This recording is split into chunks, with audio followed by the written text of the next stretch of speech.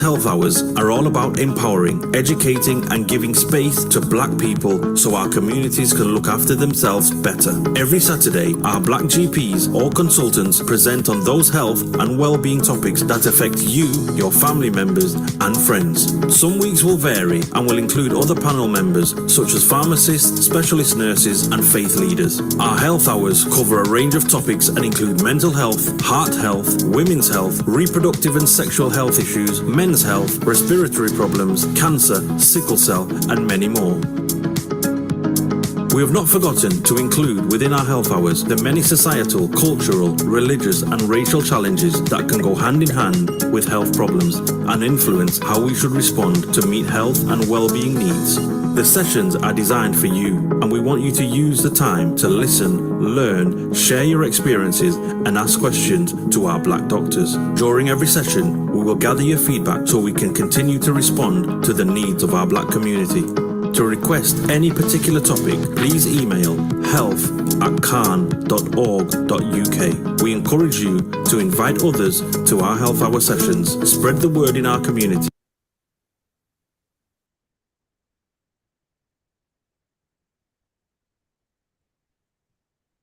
Hi, good morning. It's a lovely Saturday morning and it's August already. Who would have thought? This morning we're having a chat on stem cell medicine and also extending that into the whole area of stem cell donation, stem cell transplantation, and all of that. Very important area of medicine, which is very often overlooked by a lot of people, especially within our community.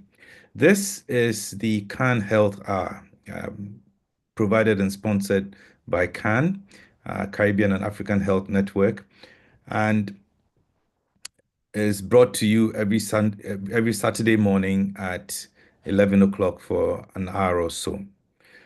Today we have Dr. Kamara.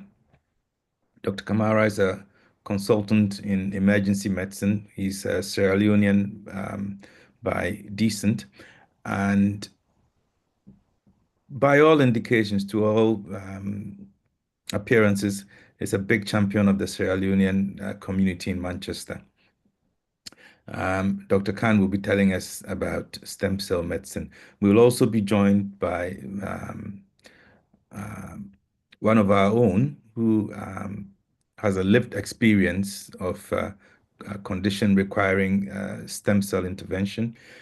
We will also be joined by the African Caribbean Leukemia Trust, and they will tell us a bit about how we can all get involved with stem cell medicine and stem cell practice.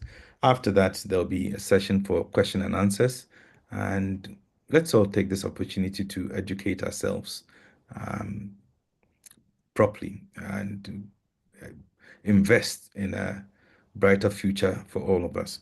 Now, while we're doing this talk, we invite everyone to tell us a bit about where you're coming from. Use our chat box to tell us about where you're coming from so that we know the kind of audience we're reaching.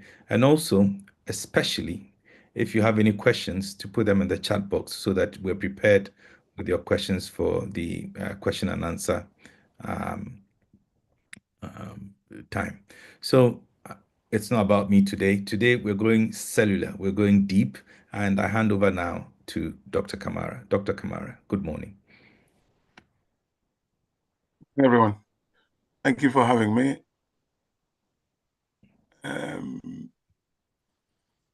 Okay, so I need to remove this. We're talking about the power of stem cells in the hope of saving lives and giving hope to where people are hopeless. Why we're talking about this is because of the fact that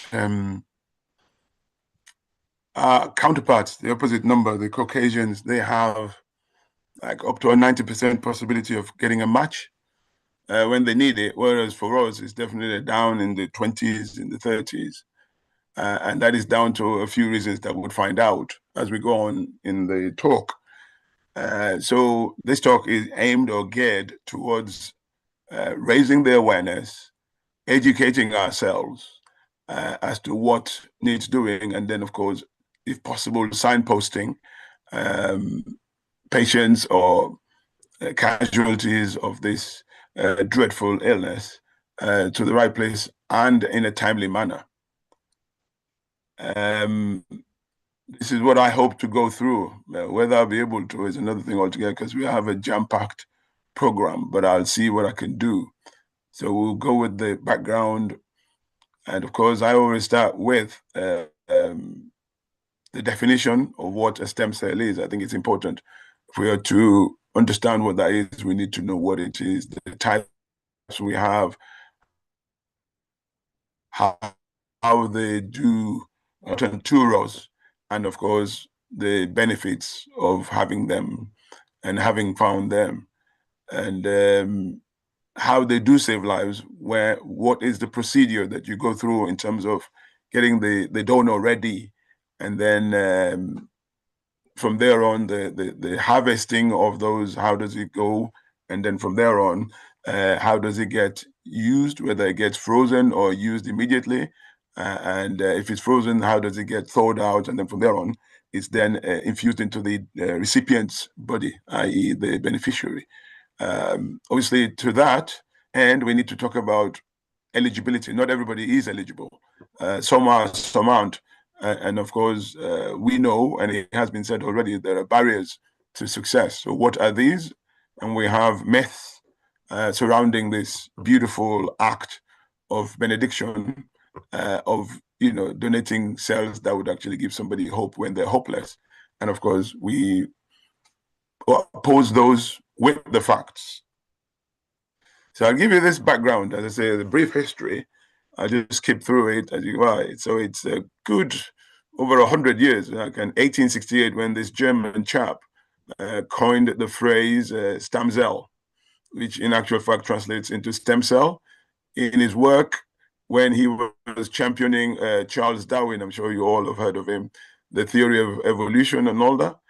So he was there championing that, and that's how he came, he coined that term.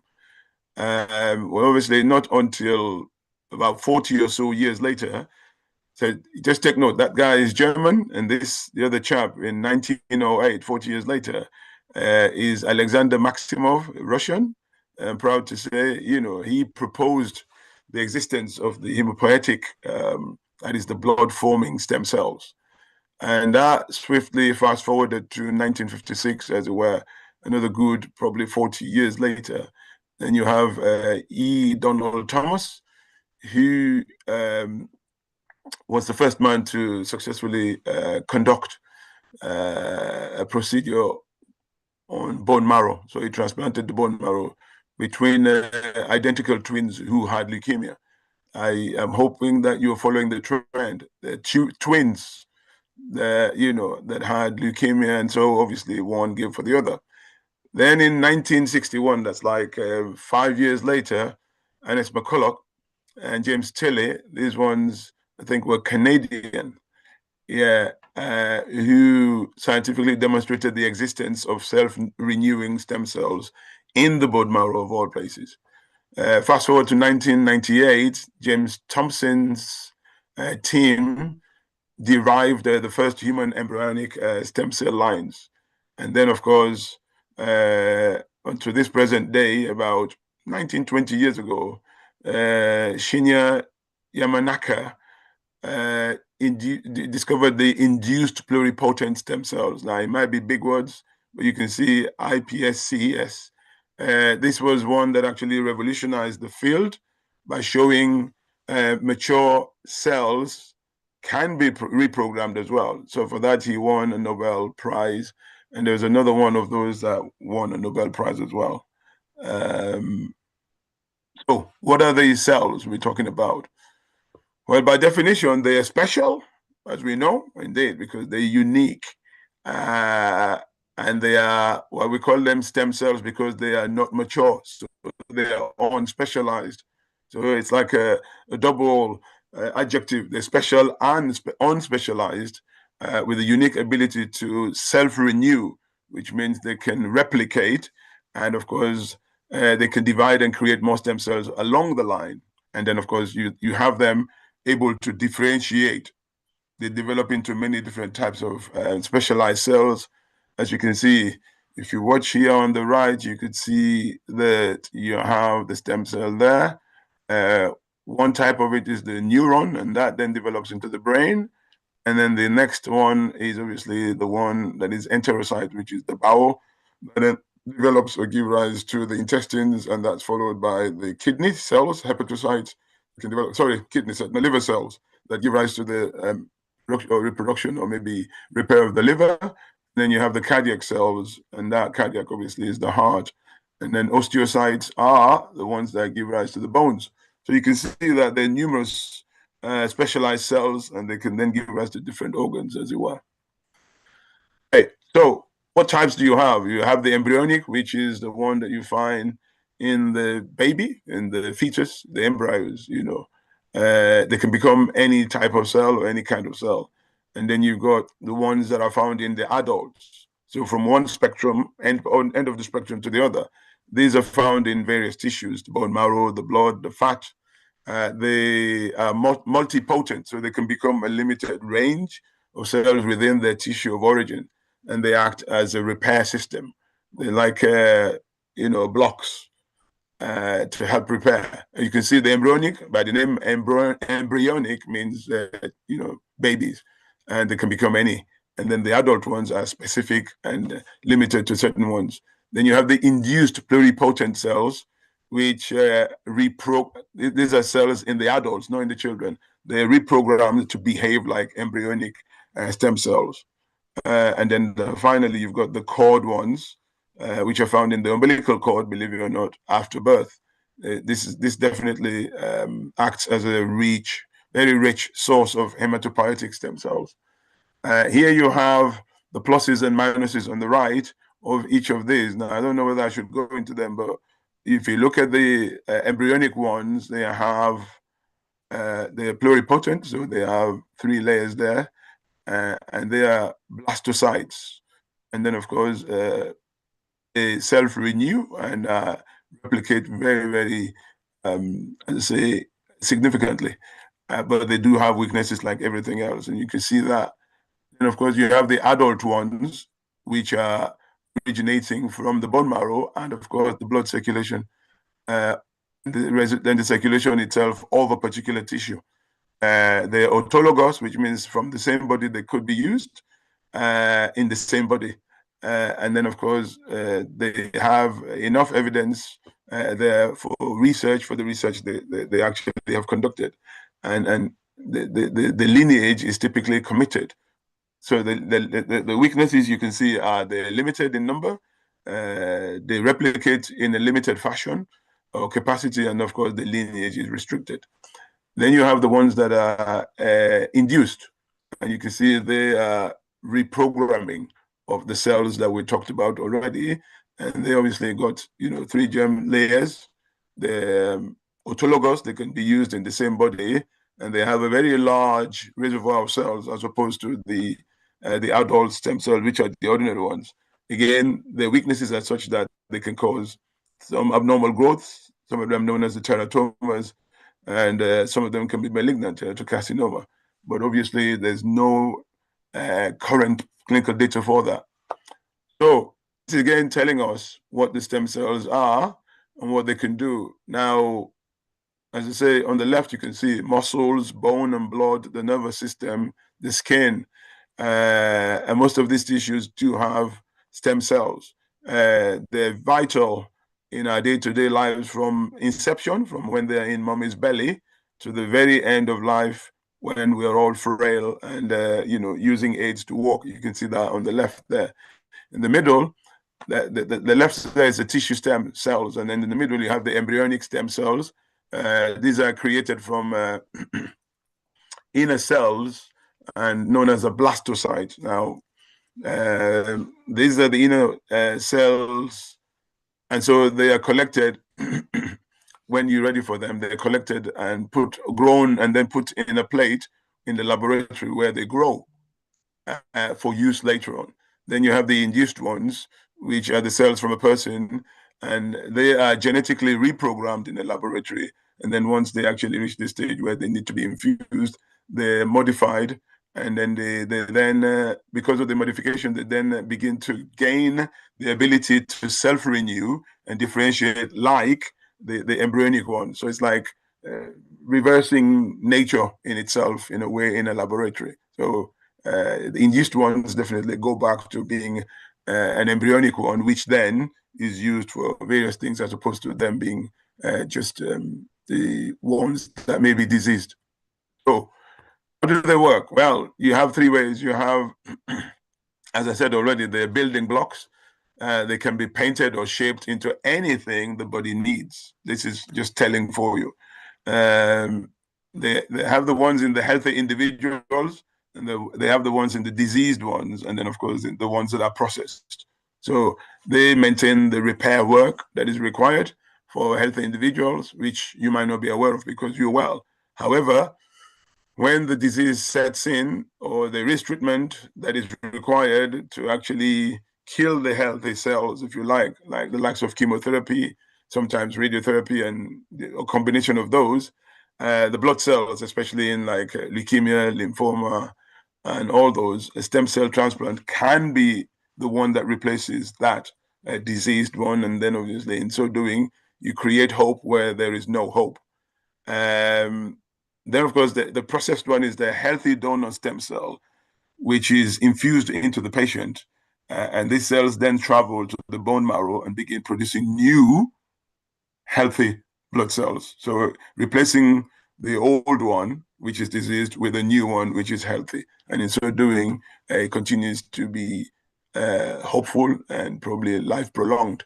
This is just a schematic representation of that, really. See the stem cells taking with the blood, and then, of course, they're then separated out and incubated with antibodies, as you can see here, the antibodies. And then, of course, then bind with the antibodies. See, what? You see, they're all clumped up here. Then here they're separated. And then, of course, the antibodies are then incubated with these.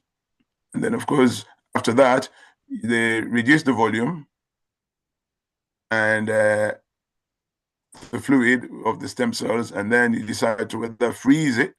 It gets frozen if you're not going to be using it straight away. But then if you got to use it, you then, after it's frozen, you thaw it out, defrost it, and then you dilute it like it was probably around here, then infuse it into the stem. So you can see it's either patient or the patient who is a donor, either can be a donor or a healthy person, yeah, or a patient. Then from there, the other person or the other category is the one patient in chemotherapy or radiotherapy, like I said.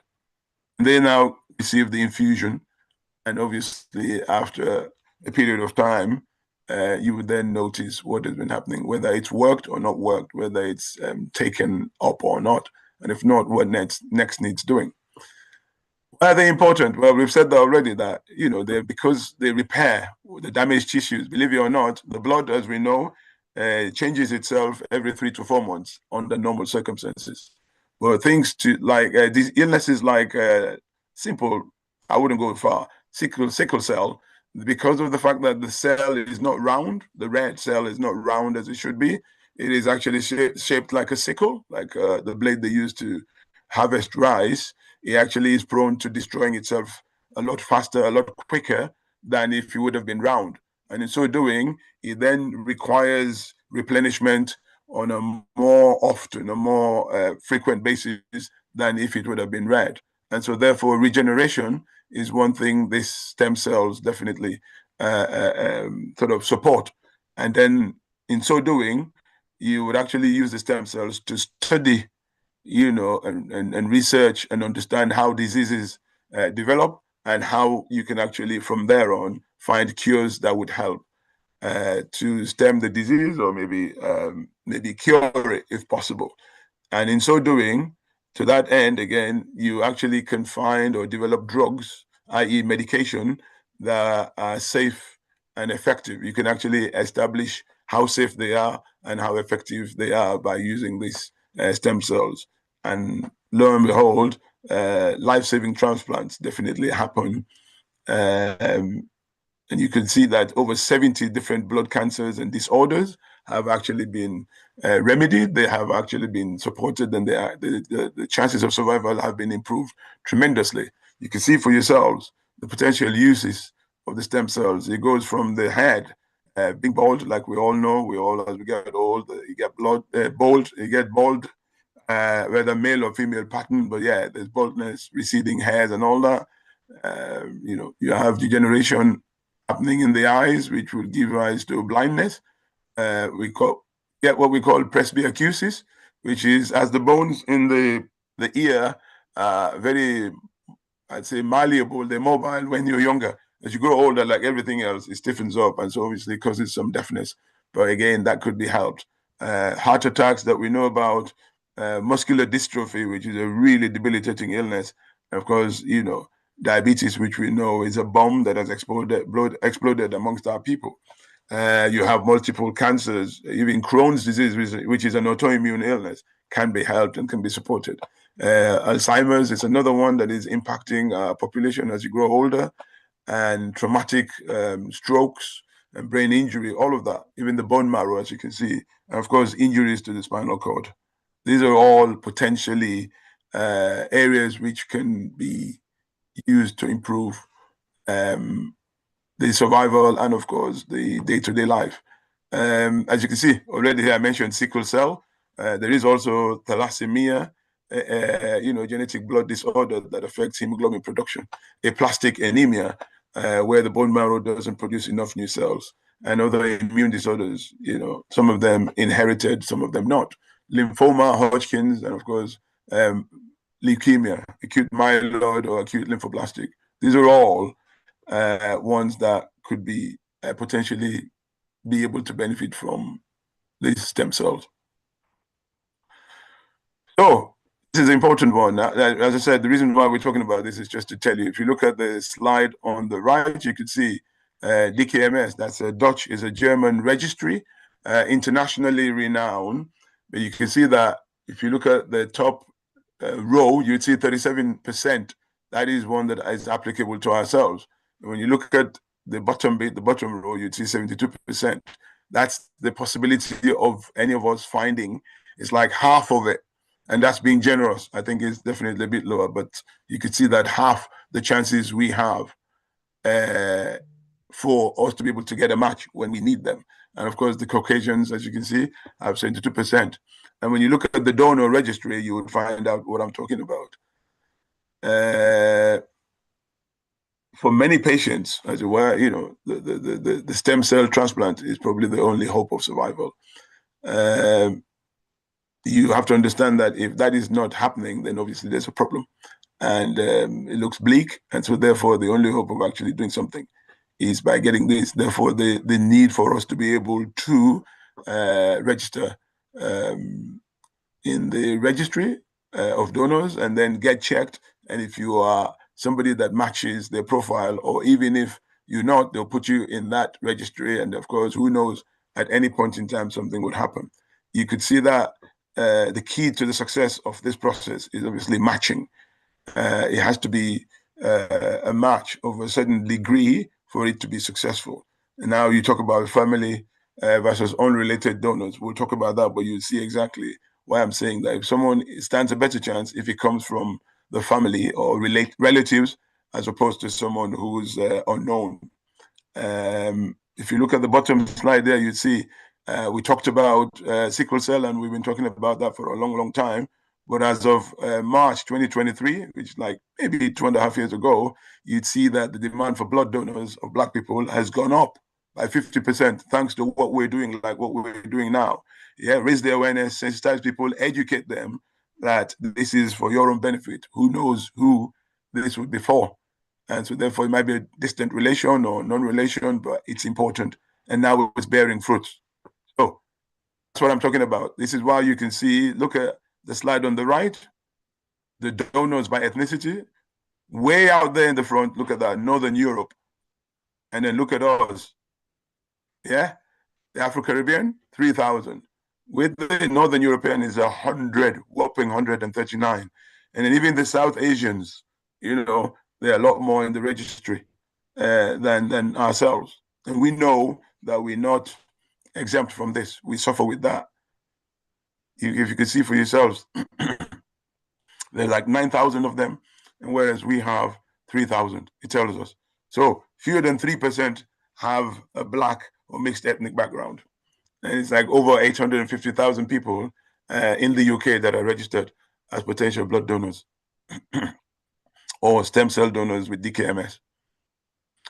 So how do the cells get collected? You can see, I don't want to belabor the point, but you can see from the diagram that is this process called apheresis, the machine there, where the blood is removed and then the stem cells are then separated from the blood, and then the rest of the blood is returned back into the person, and then they receive the treatment to kill the cancer cells in readiness or in preparation for the body or for the donor stem cells to be infused. And then thereafter, once they've been processed and all that, you can see the patient receives the cells. Okay, so you must know that the peripheral blood cells, the donor has to be prepared like everything else. If you're going to harvest the ovum or the fertility process of making a baby, they have to be ready. You have that induction, which is like 4 or 5 days of injections that they get. So these ones are then pumped into the bloodstream where they're then taken. That might take 1 or 2 sessions. It might take up to 6 hours. Side effects of that are like you might feel like a flu coming. You're coming down with a flu, fatigue, aches, but these are usually mild and they resolve, you know, in a quick fashion, like 2 or 3 days, and that's that really. Yeah, and of course, the bone marrow donation again is performed under general or spinal anesthetic, as you can see in the bottom picture there, where they're lying on their front and they're going from the back of the pelvis around the hip area where there's a needle that is injected. Now, people will think this is so painful, but I guarantee you it's not as painful as a toothache. I can tell you that. It lasts for about 2 hours. The soreness or the bruising that you get in the collection site would disappear within a few days. You might feel a bit fatigued, you know, but definitely you recover within the next few days. So, as I said already, not everybody can donate. You have to be of a certain age and you have to be of a certain standard of good health for you to be able to donate. So, if you're between 17 and 40, yeah, you could join the registry. Some people or some registries are lenient, they extend it to 60. You should be, as I say, of generally good health and free from certain medical conditions. For example, autoimmune, which is the ones we listed earlier on. You can see autoimmune illnesses and, of course, some cancers. You need to be definitely testing negative for those. That brings us to this nice one, the BMI. Now, we know a very high BMI is associated with some cancers, and that's why we have this here. So if you have a BMI of a certain level or a certain grade, then yeah, because they require safety for yourself and for the recipient. As a donor and the recipient, there has to be some conditions, and one of them is the weight versus the BMI. This is something that is encouraged for everyone, especially ourselves, to go and do the first screening. And of course, you don't have to commit to it. I want you to understand that you have to be willing, you have to be consenting to undergo the donation. And of course, one thing you need to know is that the only way you can be recompensed or remunerated is by the Almighty God, if you believe in God. There's no financial compensation. This is all altruistic. There's no questions about that. So amongst ourselves, amongst our people, you can see it's not very popular. And the problem is we do have a disparity. So we do have, like, as I said already, 20% below that. And that's not good. We need it to be a bit higher, just like we did for the sickle cell. We're now above 50% since 2023, and it can only but rise further and higher. So the 3 reasons for this disparity is because there is genetic diversity. You know, the HLA, which is human leukocyte antigen types, are inherited by all of us, some from mommy, some from daddy. But the BME populations have much greater diversity, meaning we have unique HLA types. This makes finding a precise match more challenging within a smaller, less diverse donor pool. Hence the reason why it needs to be swelled, it needs to be increased, it needs to be improved.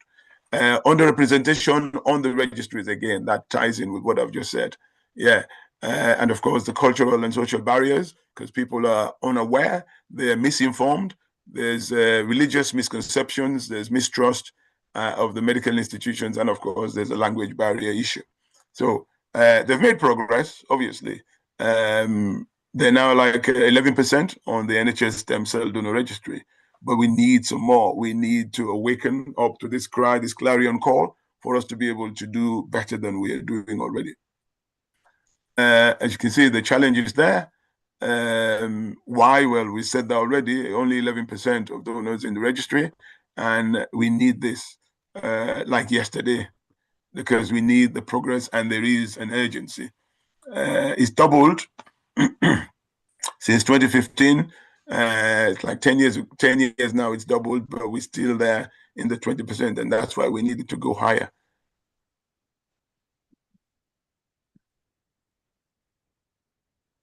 And you see, it's just a schematic representation of that. It tells you, if you look at the bottom bit, like 9.5 million, whereas the African American, you see, less than 1 million. And if you compare the Pacific, the American, Indian, Alaska Native, multiracial ones, Oz, the African American or Black, the Asians, and the Hispanic Latino, if you add all that, you totally, it's not even half of what the Caucasians are. That just tells you that we're outnumbered in big style and we need to catch up big time as soon as possible. So this is just telling you how you're finding a match, which one is more likely to actually give you a better chance at success. If you see the dad is 50%, same as mom, 50%. But then the sister has a higher percentage, as it were, because they're more compatible for some reason or the other. I'm not quite sure why, but that's what you find. With the brother, it's medium. And of course, with a donor baby, because of the embryonic cells, you have 100% compatibility. So the process of donating is in this fashion. It's like 6 steps. Registering, i.e. you signing up online or at an event that may well be hosted by the appropriate, if you like, agencies, and you provide a cheek swab. So it's like a simple thing. They put the swab in the cheek and inside of the cheek, and they rub it and then take it for analysis.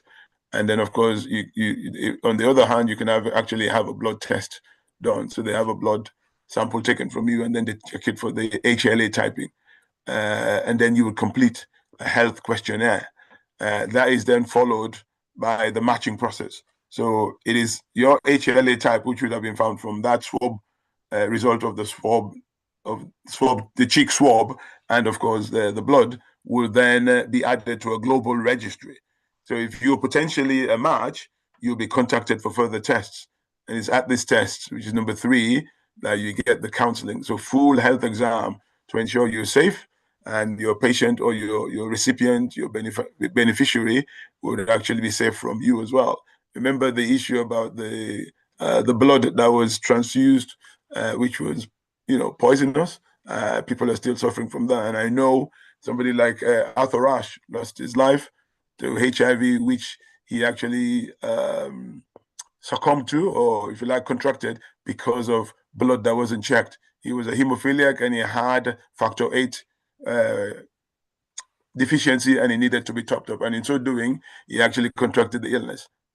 Not because it was frivolous or whatever, but because of that, it wasn't checked. So now they have to check it properly to make sure that these risks are reduced and the side effects are very, very minimal. Then you get the issue of the donation, which is the 4th stage. So what happens then, as I said, is the 4 or 5 injections that you're given on a day into 5 days, and then you get prepared, and then the bone marrow or the other procedure, apheresis, like we talked about already, non-surgical, is then undertaken.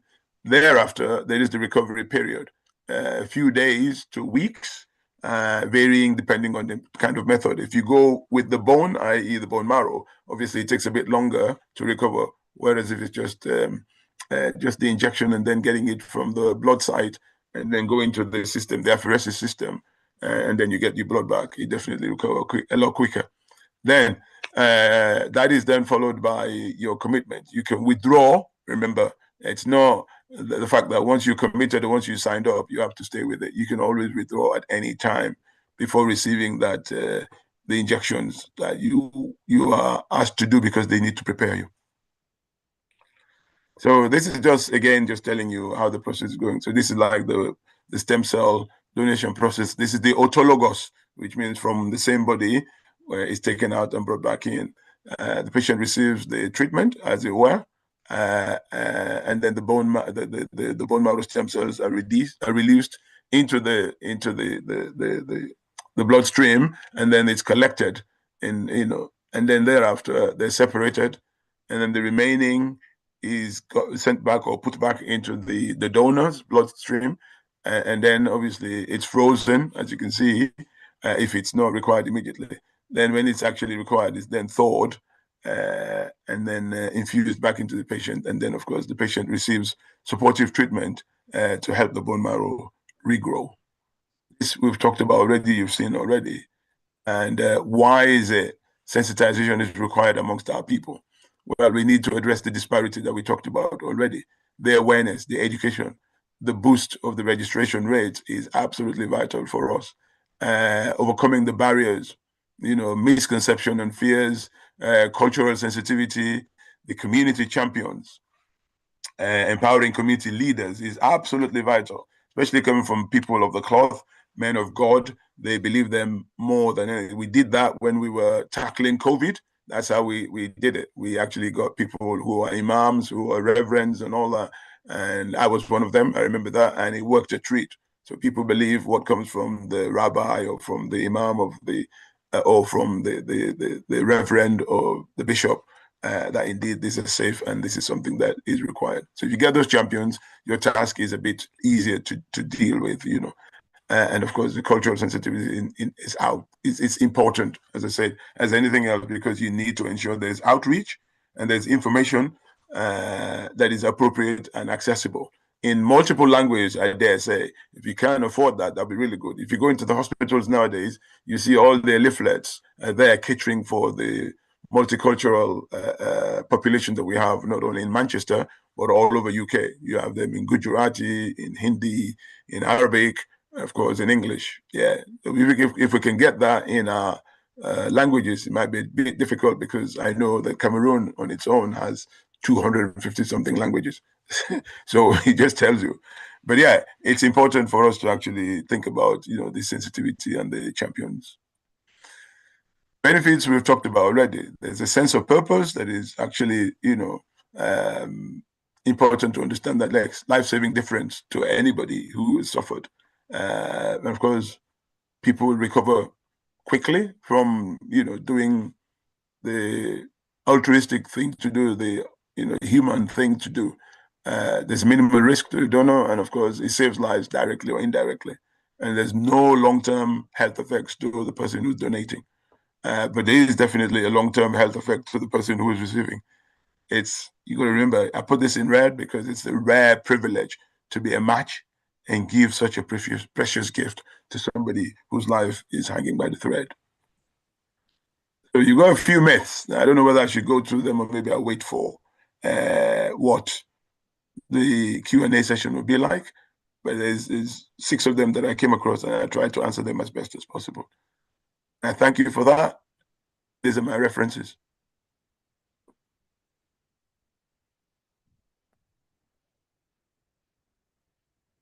Right. Am I back on? Yes. Thank you so very much, Dr. Kamara. That was a whistle-stop tour through what is quite a comprehensive topic. I will pass on now to Cecil. Cecil is one of our own who has a lived experience of leukemia. And Cecil will tell us a bit about his personal experience and how stem cell transplants could impact him. All right, Cecil. Hi. Yeah, so I actually have a condition called myelofibrosis. So as the doctor said, there's many, many different types of blood cancer. And my transition along this journey has been quite evolving. So over 10 years ago, I was diagnosed with something called essential thrombocythemia. And that effectively is a overproduction of platelets. So it is actually a class of the blood cancer, but in my mind, I just said, oh, I've got a blood disorder and I just need to live with it. That was managed with medication, just to keep the platelets down.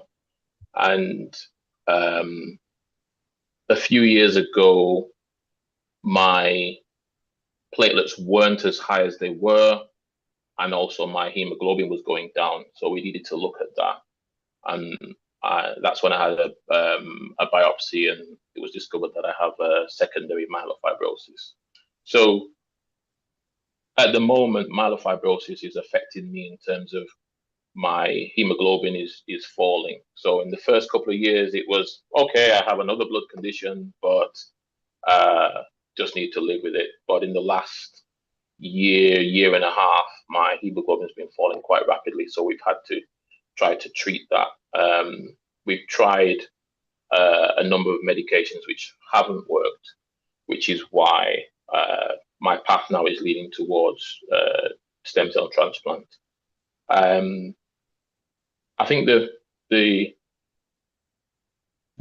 biggest impact for me along this journey now is how I live my life now is when I had it. Well, I still have essential thrombocythemia, but when that was all I had, I would have regular checkups every 3 months, and everything was pretty much the same every time. Whereas now I'm getting checked every 4 weeks, which is quite impacting, because every time you're going, you're looking at your blood results and looking at, well, where is this taking me now? So it is quite difficult because I can't put it to the back of my mind as much as I used to be able to. And if things should get worse, then transplant becomes more imminent. So as I say, the effect of the myelofibrosis is chronic anemia. So my anemia is quite profound, but it does mean that the condition is progressing. And outwardly, I look fine, I feel fine, other than I have very low energy now. So people who are anemic will know, if you've got low red blood cell count, low hemoglobin count, in terms of carrying oxygen to your muscles. So I can't do the things I used to do, or with the endurance I used to do them. So so that's where I am. But what it eventually means is it's hard to live with, because unlike, say, a cancerous tumor or something like that, where you rush in and you take it out, you can't do anything until you find a match. And what that means is the condition is progressing. And with myelofibrosis, the longer it progresses, the harder it is to transplant. So it's essential to find that match. And because of the way it's progressive, the way I live my life at the moment, I have a fairly good quality of life still, but with the backdrop that I know that it's progressing. So my life still is in this transition from focusing on other people, because I'm the type of person, I'm helping other people, looking after other people, look after my son. I feel I've got a lot more to do there. So I look in the mirror and I say, my life is worth saving. My life is worth saving. I'm still contributing a lot to my family, the people around me. So it's very, very hard, because you're hoping to get that transplant, which will help you to continue doing what you're doing. Yes. Oh, please. Thank you very much. But can I just ask you a couple questions? Was there a moment when somebody's support, even a small gesture, made a big difference to you? And again, I'm saying this because we're mindful of our time constraints. If you could ask this community to do one thing today to help others in your position, what would it be? Please, could you? Yeah, so on the first question, the for me, it's not been one person. I think it's friends and family around me that are able to strike that balance between still enabling you to have that level of normality, but also recognizing that you need help. And then connecting with the ACLT, that's been really helpful to sort of feel that you're not alone on this journey in terms of trying to find a match. Working with them on donor drive initiatives. So that's very key. And then in terms of what can somebody do to make a difference? As I say, it's finding that match. So for more people to register, as the doctor said, we know within our community we have a lower percentage of people registering. So if more people can register, the DKMS register is currently from age 17 to 55. So it's quite a wide range. There are some registers with a narrower range, such as I think Anthony Nolan. And as the doctor said, the key thing is it's a procedure for the donor, but it's not overly intrusive, because one of the myths is people think you have to go into the bone marrow to extract the stem cell for it to be a donor, whereas actually it's harvested from the blood. So I think the key thing is just getting over those myths, and for more people to register. You never know when you're going to need it. Okay. Thank you so very much, Cecil. It's just a matter of time. Otherwise, we would have No, absolutely. hear more from you. So now I pass on to Oren Lewis from ACLT, and then we'll do some questions and answers. Yes, good morning. Myself and my wife, Beverly DeGale, we are the co-founders of the African Caribbean Leukemia Trust, the ACLT, and we're working alongside Cecil and others like him to give support and to also campaign within the community, face-to-face, digitally, to try and get many more of us, especially those from an African and Caribbean descent, a mixed heritage descent, to register as potential donors. I mean, we champion this on behalf of everyone, of all backgrounds, but because race, ethnicity matters so much in the matching process, we target our community to say, look, we need you ultimately to go and get registered by giving a cheek swab like this, like long Q-tips, to get so that the DNA can be collected from inside the cheeks, sent back to the registry so they can do the real-time analysis checks to see whether someone who's ethnically similar to us can help someone like Cecil and others like him find their matching donors. We know this works because our son, Daniel DeGale, many years ago, needed a stem cell donation after a 6-year battle with leukemia, and eventually someone in the United States, a born-again Christian, registered and within months was found to be his donor. So we know this works. And so our work is really, and our message is, and we put it in the chat box, if you want to find out a bit more and to register and get these cheek swabs sent to you at home, just go to aclt.org, register through us, and you can get a package sent to you at home from Auntie Nolan or DKMS. Start to register as a donor and be there on standby, the ultimate insurance policy for someone like Cecil who needs us. And it's just an attrition of numbers that need to be that we need people to think of. As the presentation showed, those in the white community have a far better chance because there's many more of them and their tissue types are much more common. With us being from the African race, we have the most diverse genetic gene pool in the world, so we need many more of us to get parity with other racial groups. So it's a numbers game, and it's really down to us to sort of take heed, listen to what Cecil's saying, and realize that it's a worldwide initiative, so we need to help ourselves.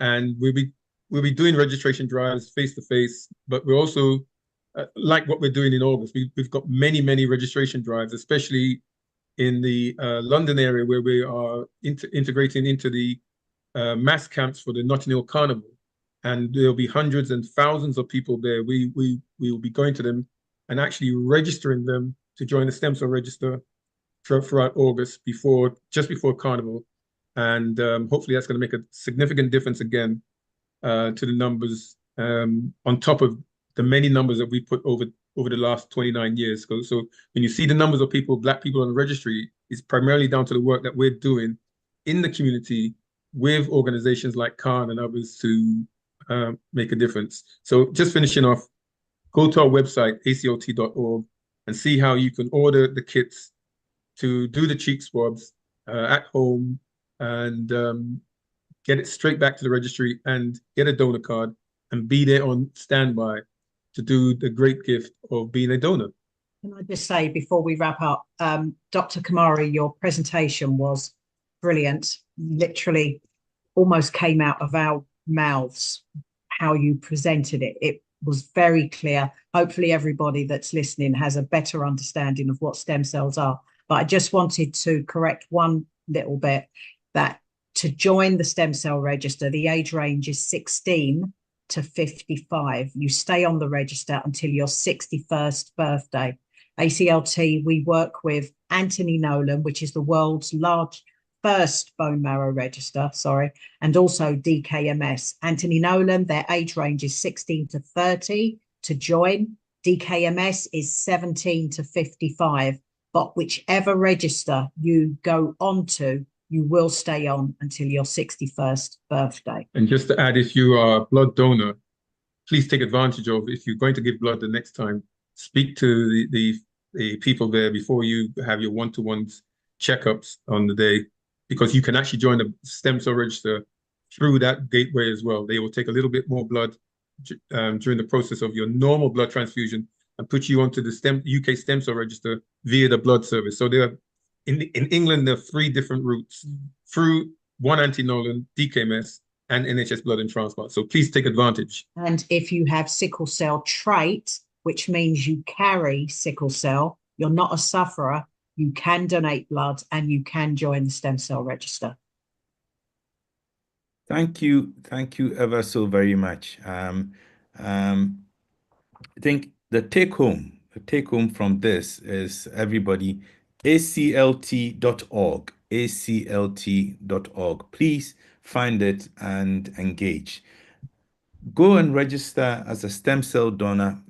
There are a few routes, and remember that, especially for us, because there's a lot more diversity in our genomes, the likelihood of finding a matching donor, if you are unfortunate enough to have a blood disease or any other disease that requires stem cell donation, is much more reduced than in other races. So if you compound that with the fact that as a group we're not registering in numbers, then we're making things a lot more difficult for ourselves. So please,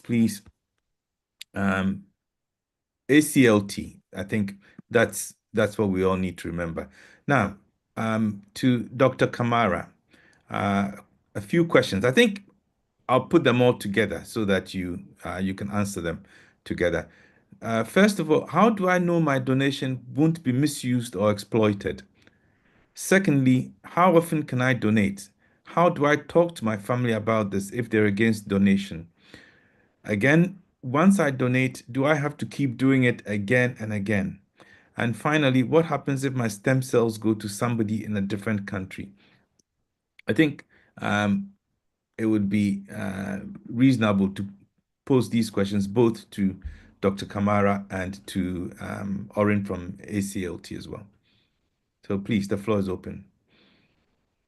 Can we just...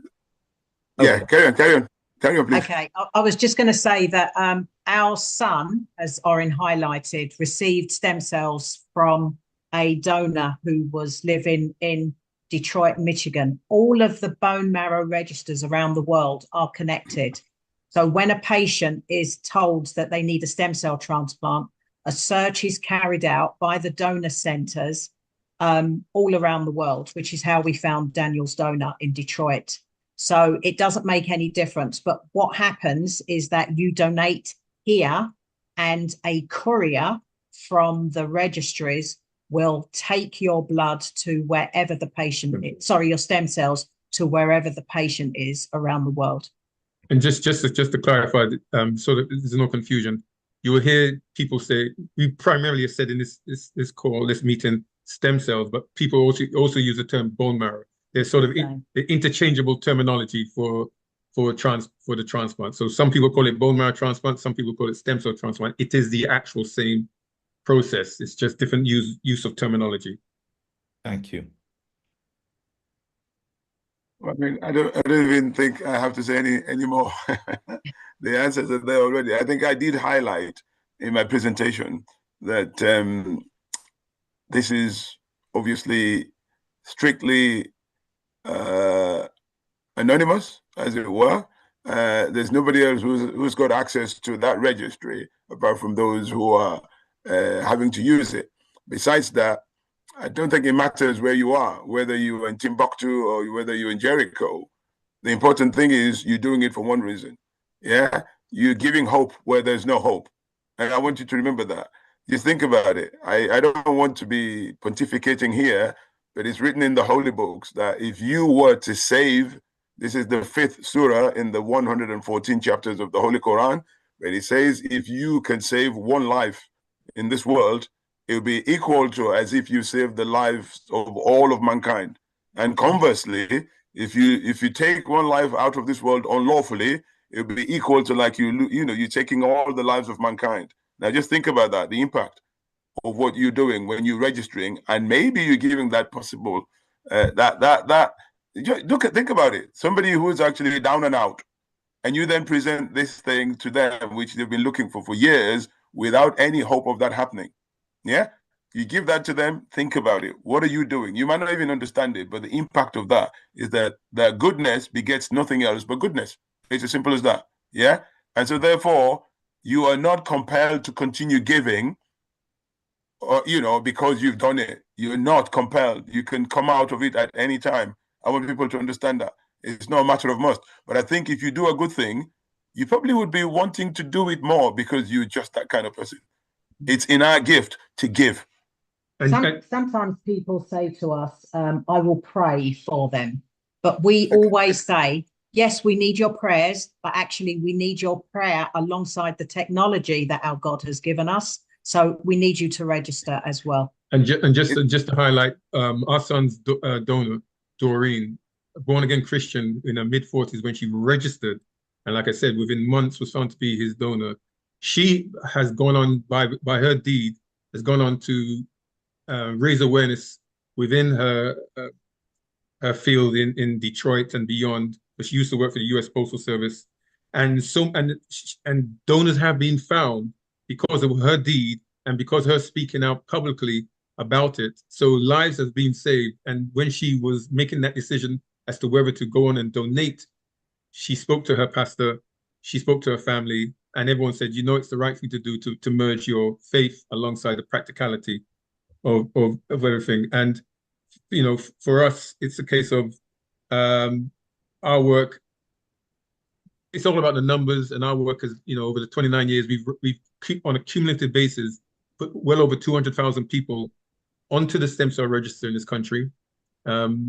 People come off, like myself. I reached that age. I've come off the registry because when you get to that age that Beverly mentioned, they take you off. It's like doing your national service, and finding over 200,000 people on the register, mainly those from the Black community. But more importantly, over 200.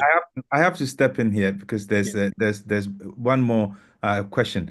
Someone tried to register to donate blood recently, but we're told that they couldn't because they are awaiting an operation. Is it the same with stem cell donations? So if they join the stem cell register, they're literally sitting in the background, waiting to find out if they ever match someone. So because you're having some surgery today, it doesn't mean that you will not be able to donate in 5 years' time if you're found to be a donor. And as Dr. Kamara said, when a donor is found, before they donate, they have to have a full medical. So if there is anything going on with that donor, it will then be discussed. In one of our patients' cases, they had to wait 6 months for their donor to have a procedure done before they could actually donate. So yes, you can join the register and just hope that at the time that you're donating, that actually your health is in the good place. And the point I was just making was just highlight, we found over 200 actual donors. So lives can be saved. So the numbers are there. It's just really up to us. And just think Cecil, he's the embodiment of what we're trying to do in terms of saving lives. Okay. There's someone on the talk this morning who testifies she's in London and her life has been saved from a donor in Mumbai. There's also one final question, but all of these questions have been answered already, and we've honestly run out of time. But what they want to know is what types of diseases and conditions are treated with stem cell transplants? What are the different sources of stem cells for donation? And how is the matching process done between a donor and a recipient? But I think that's all been answered.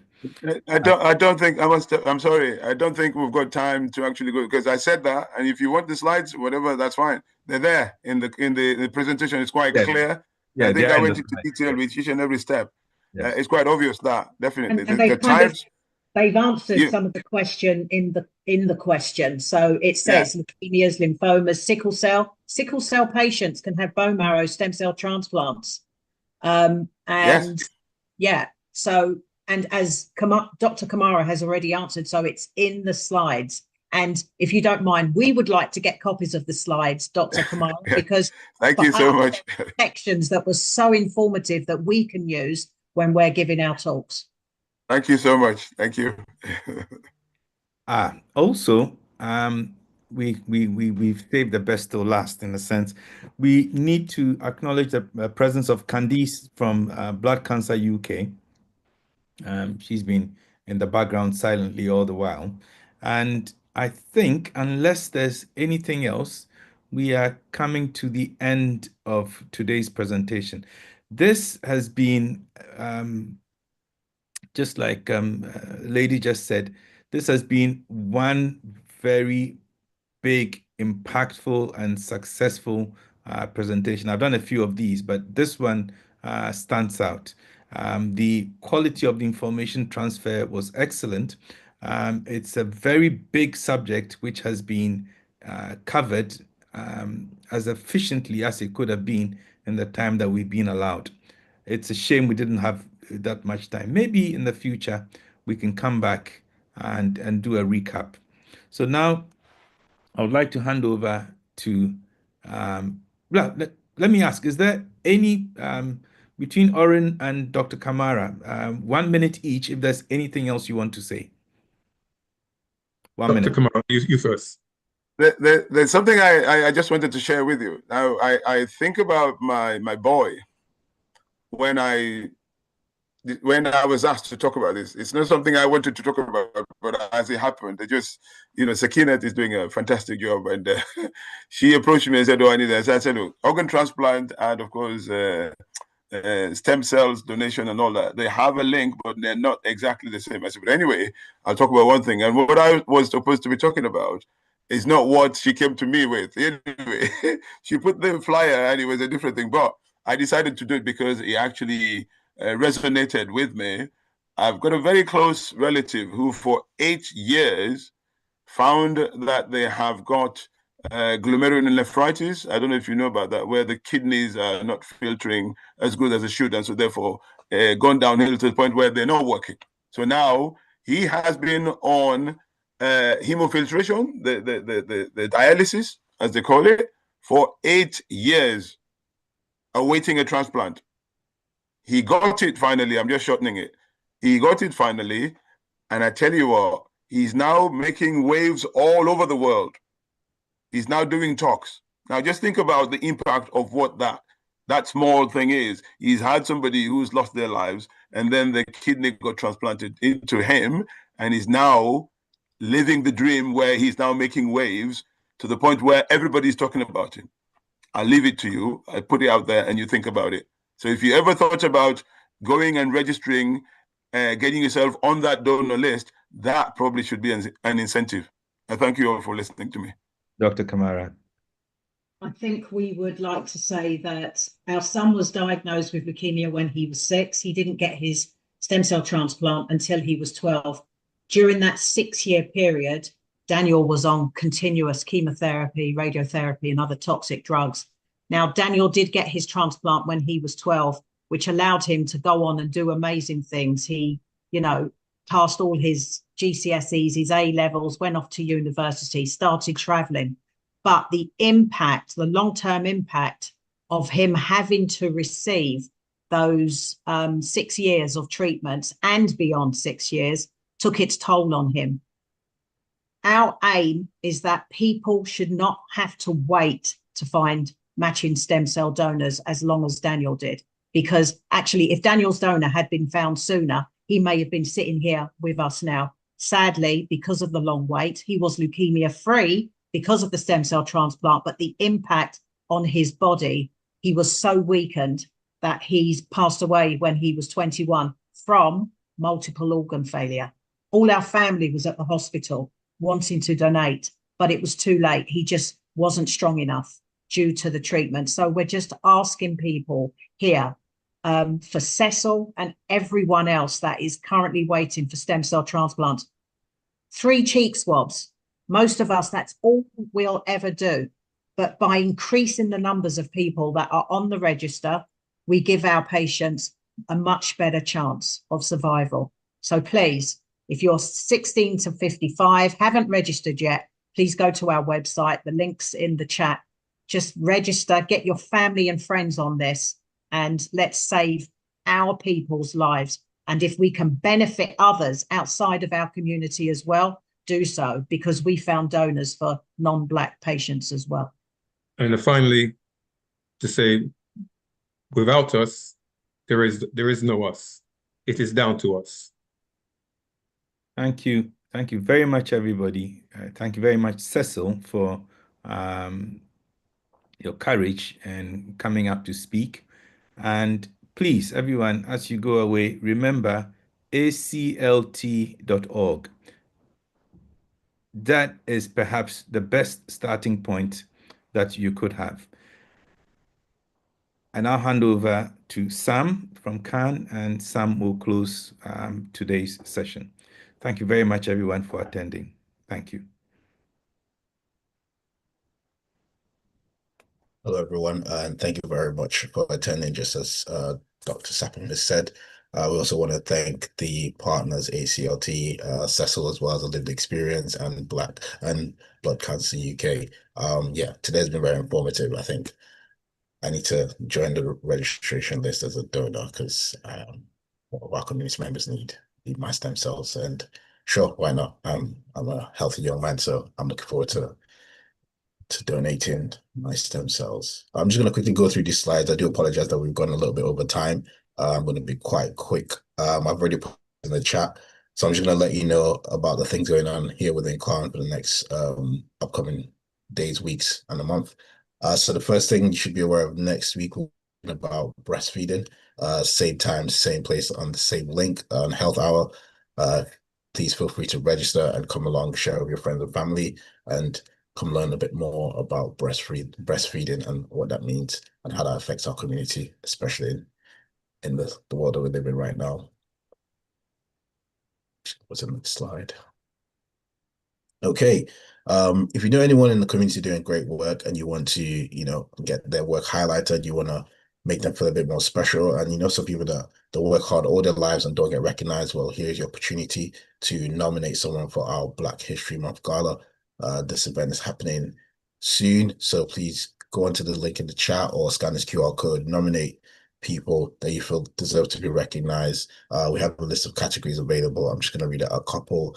Community leadership and empowerment, if you know anyone doing great work within that space, if you know anyone doing great work within the culture, the arts, and well-being, if you know anyone that you come across, whether it's friends, colleagues, anything that are working within the anti-racist initiative, trying to make everyone feel included or everyone feel supported, please do register.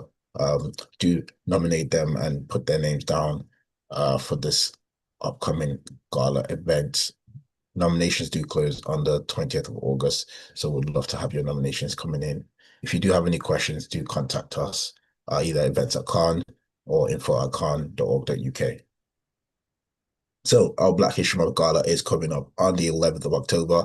I hope you're excited to come down and celebrate the community members that are doing great work that have been nominated, and as well as just have a great evening celebration amongst the community. The last one we had was quite brilliant. I think we had that at the Hilton Hotel, very fun venue. And this time we're going to be at the Concord Conference Center. There's a postcode, and if you have any questions, please email events@khan.org.uk and get your tickets, get your table. Yeah, come celebrate with us. I'll be there, and I hope to see ACLT there as well, and Blood Cancer UK there. So our Green and Arts Wellbeing Service is available at Bolton every Wednesday and Stockport every Tuesday. We want to encourage people to come down, explore their creativity, whether that's, painting, finger painting, learning how to crochet, learning how to sew, learning how to do different types of forms of art. I think it's important, especially as a community who thrive from this sort of self-expression. Please, we do invite you to come down to this free hub in Bolton and Stockport. If you do have any questions or you want to know more about how you can get involved, either as a volunteer or how you can know specifically what goes on within the sessions, please contact Lola at Green and Arts Wellbeing at khan.org.uk or by clicking the link in the chat that I've put on the chat. And lastly, just want to let you know about the Black Health Improvement Program. This is an accredited program that's available for those in Enfield. If you want to improve your understanding of the Black culture or the Black experience within your healthcare practice, please do click the link to register or scan this QR code, or do just contact bhip@khan.org.uk. That's BHIP@khan.org.uk, and we'll love to hear from you. Again, I want to say thank you very much all for tuning in today on Saturday morning. I do apologize that the session has gone above 12 o'clock, but we hope that all the information that we provided here with you stays and encourages you to go on to become stem cell donors for those in our community that need it. So have a wonderful Saturday. I'll see you guys later.